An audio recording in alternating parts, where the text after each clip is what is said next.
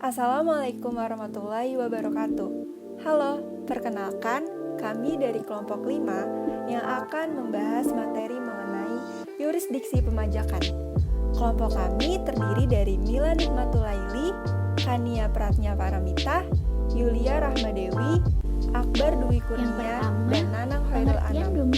Selamat mendengarkan pemaparan materi dari kelompok kami. Domisili kependudukan yang digunakan untuk tujuan pemajakan. Hal ini sesuai dengan pasal 4 ayat 1 dalam Undang-Undang PPH, di mana pajak yang dikenakan di negara domisili, baik itu penghasilan yang diperoleh dari dalam negeri maupun diperoleh dari luar negeri. Selanjutnya, perbedaan wajib pajak luar negeri dengan dalam negeri. Penjelasan pasal 2 ayat 2 Undang-Undang PPH menyebutkan bahwa perbedaannya terletak dalam pemenuhan kewajiban perpajakannya. Nah, untuk wajib pajak dalam negeri, yang pertama dikenai pajak berdasarkan penghasilan neto dengan tarif umum. Yang kedua, dikenai pajak atas penghasilan baik yang diterima atau diperoleh dari Indonesia maupun dari luar Indonesia. Yang ketiga, wajib pajak dalam negeri wajib menyampaikan surat pemberitahuan tahunan atau SPT, pajak penghasilan atau PPH sebagai sarana untuk menetapkan pajak yang terutang dalam 1 tahun pajak. Selanjutnya, wajib pajak luar negeri. Yang pertama, dikenai pajak berdasarkan penghasilan bruto dengan tarif pajak sepadan. Yang kedua, dikenai pajak hanya atas penghasilan yang berasal dari sumber penghasilan di Indonesia. Yang ketiga, wajib pajak luar negeri tidak wajib menyampaikan SPT PPH karena kewajiban pemajakannya dipenuhi melalui pemotongan pajak yang bersifat final. Selanjutnya, dasar pengenaan pajak wajib pajak luar negeri. Undang-Undang PPH mengatur tentang pemajakan atas penghasilan subjek pajak luar negeri yang diterima selain dari BUT atau bentuk usaha tetap di Indonesia. Nah, lalu dasar pengenaan pajak pasal 26 terdiri dari 3 jenis, yaitu yang pertama ada jumlah bruto, yang kedua perkiraan penghasilan neto, dan yang terakhir penghasilan setelah dikurangi pajak atau earning after tax. Jika tadi kita sudah membahas mengenai perbedaan wajib pajak dalam negeri dan luar negeri, maka selanjutnya kita akan membahas mengenai perbedaan subjek pajak dalam negeri dan luar negeri. Maka yang pertama perbedaannya yaitu subjek pajak dalam negeri dikenai pajak atas penghasilan baik yang diterima atau diperoleh dari Indonesia maupun dari luar Indonesia. Sedangkan subjek pajak luar negeri itu hanya dikenai pajak atas penghasilan yang berasal dari sumber penghasilan di Indonesia. Berikutnya, perbedaan yang lain yaitu subjek pajak dalam negeri dikenai pajak berdasarkan penghasilan neto dengan tarif umum. Sedangkan subjek pajak luar negeri dikenai pajak berdasarkan penghasilan bruto dengan tarif pajak sepadan alias tarif tunggal terhadap semua objek pajak berapapun nilainya. Perbedaan yang lain yaitu subjek pajak dalam negeri wajib menyampaikan surat pemberitahuan tahunan atau SPT pajak penghasilan sebagai sarana untuk menetapkan pajak yang terutang dalam suatu tahun pajak. Sedangkan subjek pajak luar negeri tidak menyampaikan SPT atau pajak penghasilan karena kewajiban pajaknya dipenuhi melalui pemotongan pajak yang bersifat final.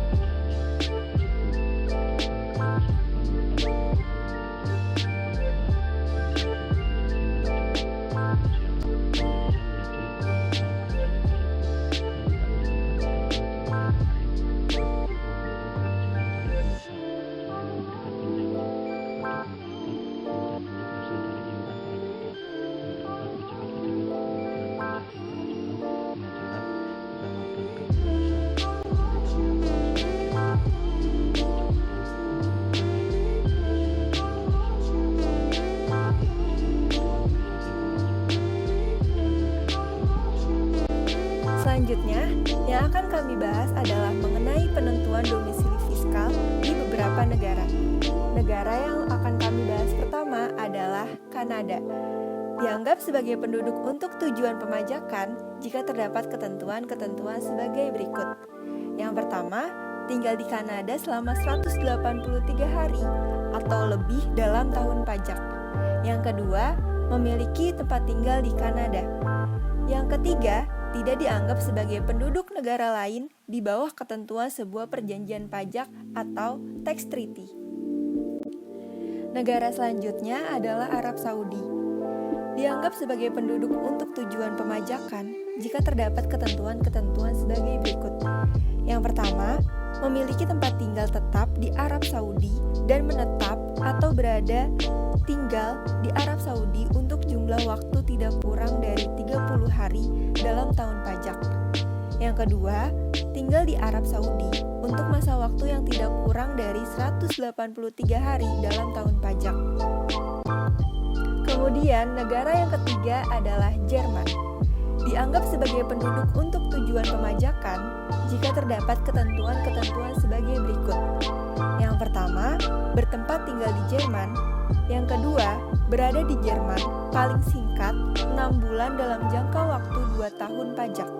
Dan yang ketiga, orang pribadi yang kehidupannya berpusat di Jerman. Negara selanjutnya adalah Cina. Dianggap sebagai penduduk untuk tujuan pemajakan jika terdapat ketentuan-ketentuan sebagai berikut.